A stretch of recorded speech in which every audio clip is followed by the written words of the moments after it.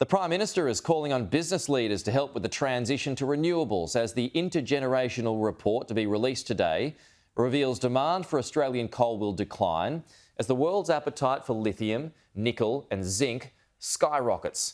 Live to Olivia Casely in Canberra, Anthony Albanese made an impassioned pitch to the business community last night, Liv.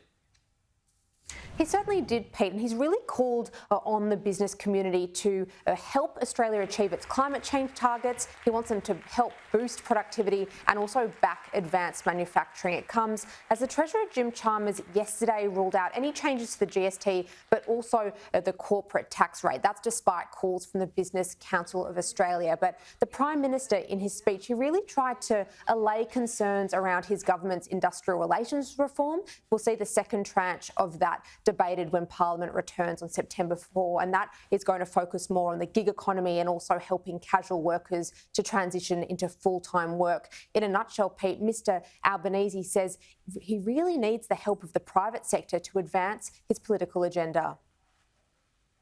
We want you involved in the design and the detail, because that's how we will get the best out of these programs and policies.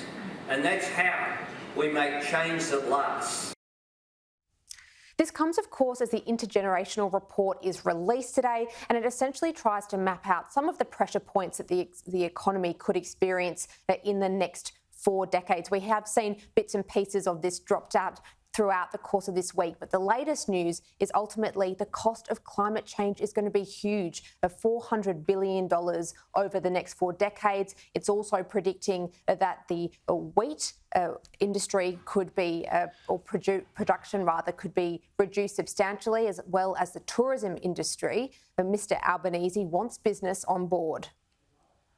It's our vision for Australia as a renewable energy superpower is about more than simply increasing the mix of renewable energy in our national energy grid. It's about vastly reducing input costs for manufacturing with cheaper power. Also, Pete, the Intergenerational Report will show that revenue loss from a reduction in coal exports could be offset by an increase in demand for critical minerals such as lithium and cobalt.